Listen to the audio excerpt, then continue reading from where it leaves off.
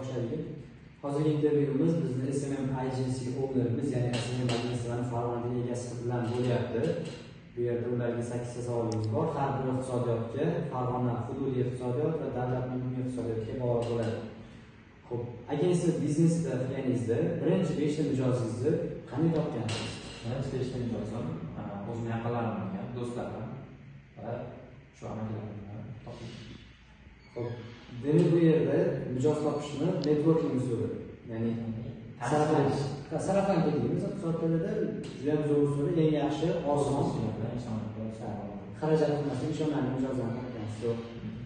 Xo'p, hozirda asosiy mijozlaringiz qayerdan keladi? Qalam tanish referat orqalimi yoki yangi usullar bilanmi? Hozirda ham xuddi shunaqa tanish orqali va xizmat ko'rsatgan mijozlarimizni yaqinlar orqali keladi ko'proq.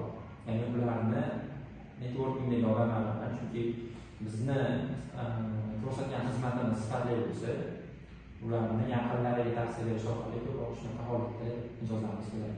O'zimiz ham reklama berishimiz orqali mijoz olamiz.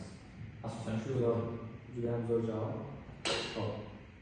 Bu sohada yangi boshlangan holatda, SMM sohasida iqtisodni moliyani o'qishdi va SMM sohasiga, ya'ni marketing sohasiga o'sha yo'l bilan kirishdi. Bunda eng katta yo'l qo'yiladigan xatolar nima? Bunda hali natija ko'rsatmasdan turib, o'ziga ishonish yoki baland narx bilan ishlash yoki mijozlarni tushunmasdan bu sohani qiyin deb o'ylab chiqib ketishadi. Ya'ni natija qilmasdan turib qiyin deb o'ylab chiqib ketishadi. Albatta sabr kerak, 5-6 oy ishlash kerak. Zo'r, ajoyib javob. Bizni xabaringiz bor, har bir sohada magazinda bo'lsin, ovqatda bo'lsin, ba'zi narsalar juda ham ko'p pul keltiradi, ba'zilari umuman pul keltirmaydi, просто klientcha qilish uchun qo'yiladigan produktlar bo'ladi. Hozir sizlarning sohalarida ham 10-15 ta produkt bor. Qaysi mahsulot sizlarga eng ko'p foyda olib keladi? Bizda eng ko'p foyda olib keladigan mahsulot bu oziq-ovqat mahsulotlari. Shu orqali yoki bo'lmasa insonlarning shaxsiy biznesi orqali har xil turdagi bizneslar orqali foydalanamiz. Zo'r. Xo'p, bizda narxni belgilash bo'yicha savol bor ekan. Nimaga qarab turib narxni belgilaysiz? Mana bu $1000, mana bu $1,500 deb aytishingizga nima sabab bo'ladi? Asosan mijozlarimiz proyektidan kelib chiqib belgilaymiz. Bu qanday ishligiga bog'liq, arzon yoki qimmatligi yoki bu ishni qilish qilmasligimiz asosan mana shu mijozimizning ishi bilan bog'liq. Qanaqa ishligiga qarab, oziq-ovqat yoki shaxsiy bir kiyim-kechak yoki shunga o'xshash yana bir qancha omillar bo'ladigan bo'lsa, shunga qarab belgilaymiz. Endi orasida o'sha mijozlarni ezma, gapga tushunmaydigan yoki chegaralarni bilmaydigan mijozlar bor. Ular bilan qanday ishlaysiz? Ular bilan avvalo kelishuv qilishga harakat qilamiz. Agar bu ham bo'lmasa, majbur shartnoma bekor qilamiz. Ba'zi paytlarda ko'rsatib ishni to'xtatgan yaxshi variant. Siz uchun ideal mijoz qanday?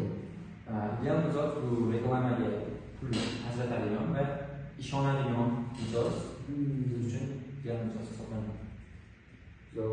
Har bir ishingizni kamlashtirmasa, mijoz ideal. Ishonish avvalo, ishonish bo'lish. Bu sohada eng katta xatoingiz nima bo'ldi?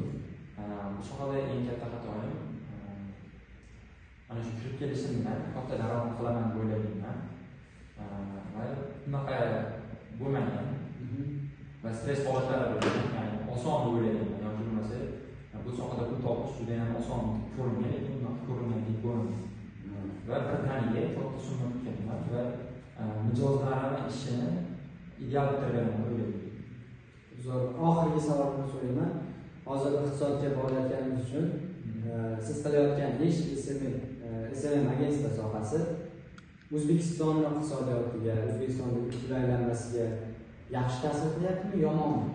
Bu yaxshi ta'sir qiladi, chunki asosan tadbirkorlarni shaxsiy brendlarini yurgizamiz. Bunda pul aylanmasiga albatta foydasi bo'ladi. Zo'r. Nima deb o'ylaysiz?